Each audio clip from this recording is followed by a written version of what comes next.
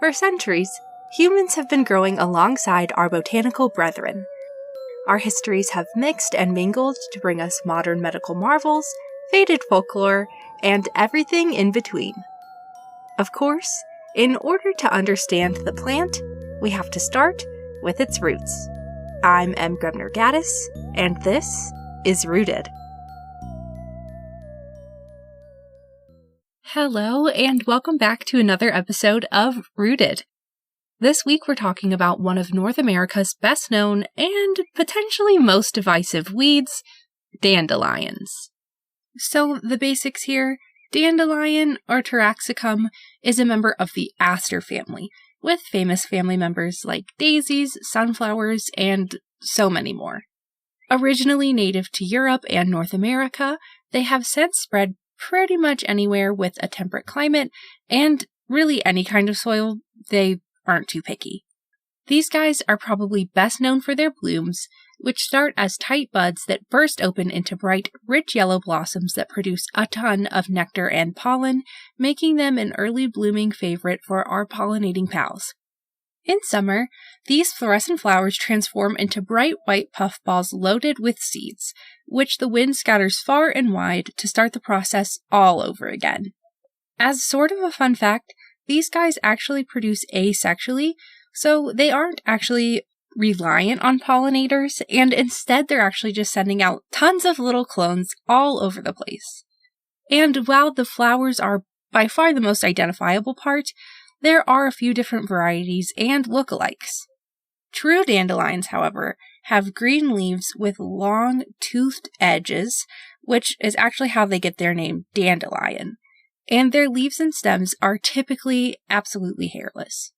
Some varieties can get as tall as about 1 foot, with thick, hardy taproots that keep these guys coming back year after year. Now, in a lot of regions, dandelions are considered invasive weeds, but they do still support early pollinators, and all parts of them are edible, so they aren't all bad news. Plus, there are so many varieties and lookalikes, nearly 235 specific ones in the British Isles alone, and lots of people absolutely love them, so much so that they have their own area of study, Taraxacology. And if I'd heard of that before researching this episode, I absolutely would have assumed it was something dinosaur-related. Dandelions do help to transform dead, compacted soil, and this is because of their deep taproots and ability to attract earthworms to help get soil going again. So, like I said, definitely not all bad. And these fluffy fiends don't just pop up in gardens and sidewalk cracks, they also pop up an awful lot in folklore. In what is probably the best known of all of these legends is the idea that dandelion seeds can grant wishes. Some say blowing all the seeds in one go will grant whatever your heart truly desires. Others say blowing them in the direction of a loved one while you think of a message to them will make you cross their mind. Some stories are maybe slightly less optimistic, saying that the amount of seeds left on the stem are the number of years you have left to live, which is kind of a bummer on that one. But in other stories, holding a blossom under your chin or under your plate is said to determine if you're going to grow up to be rich, and the tallest stalk you find as a child is said to be how many more inches you'll grow that summer. In another weird twist, an old wives' tale says that kids who smell the dandelion on May 1st wouldn't wet the bed for a whole year. And aside from just granting wishes and helping you do less laundry, dandelions are also said to be symbols of luck in love. They were woven into wedding bouquets to symbolize the bright future ahead for the happy couple, while they were also rumored to tell how many children a woman would have, with the number of seeds left behind being the number of children she should expect.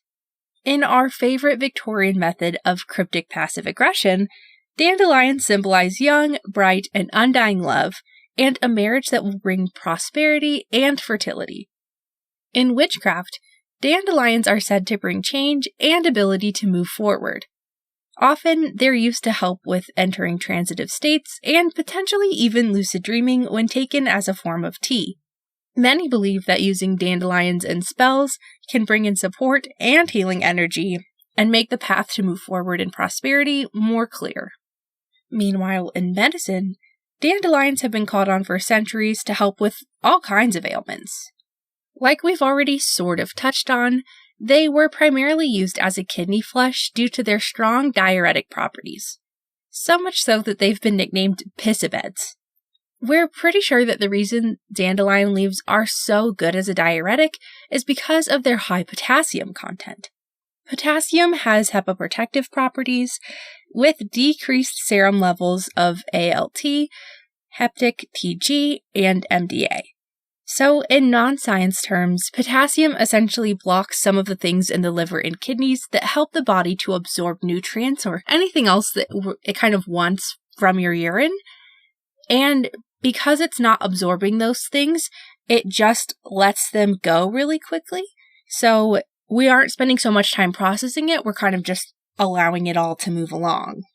This can be especially useful in times that you're trying to get rid of bacteria or any extra water. So we've talked about that, like in UTIs, that would be super useful because obviously you don't want that bacteria clinging into your urine tract. So instead, you're just kind of releasing all of that. And really, ultimately, any germs that are lingering, it's good to just have that kind of move through the body. And in addition to being a diuretic, dandelions can also fight inflammation and aid in digestion. Interestingly enough, the latex in the stems of dandelions is also said to be effective in the treatment of warts. I guess because it blocks the wart from getting airflow and creates an environment for the skin to heal. Kind of like a pimple patch, but specifically for warts. On that super appetizing note, let's talk about all the ways dandelions can be used in foods. Like we talked about earlier, all parts of the plant are edible. In the spring and early summer, you can pick the buds and pickle them to make a substitute for capers. And in better-known options, these brilliant blooms can be used to make wine, jelly, and in a popular soda known as Dandelion and Burdock. This soda is based on a medieval recipe that involves chopping up dandelion and burdock roots, which are said to have kind of a bitter, earthy, root beer-ish taste, and it's often drunk after meals to help aid in digestion. Dandelion roots are also often used as a coffee substitute due to their bitter flavor. The roots are again roasted and dried, then ground up and brewed the exact same way you would brew coffee or a really strong tea. On the other end of the spectrum, dandelion wine and jelly are both made from the flowers of dandelions, and are said to have a delicate and complex flavor that is both lightly sweet, rich, and ever so slightly bitter. In non-food news, apparently you can also use the latex to make rubber bands by just kind of tracing it out and then letting it dry. No news on if that actually works, but if you have tried it, or you have enough dandelions on hand to try it, please keep me posted on that one. And next time you see a patch of these delightful little clones, I hope you take a second to really appreciate them. And maybe even pick a few to try as a little snack. That's all I've got for this week, but I'll be back next week with another plant for us all to dig into. See you then! Until next time, be kind to yourselves, be kind to the earth, and just like a plant, drink your water. If you liked the show, please subscribe and consider leaving us a review on Spotify, Apple Podcasts, or anywhere else you listen. You can also find us on Facebook and Instagram at rooted.pod. We're finally updating regularly on YouTube at rooted.podcast, and you can check out our website, rootedpod.com, for transcripts, updates, merch, and so much more. The show is written, produced, and hosted by me. I'm Grebner Gaddis, edited by Kat Fren of Fren Diagram, and our theme music was written and produced by Eric Cluxon. Rooted is a Henbane Media LLC production.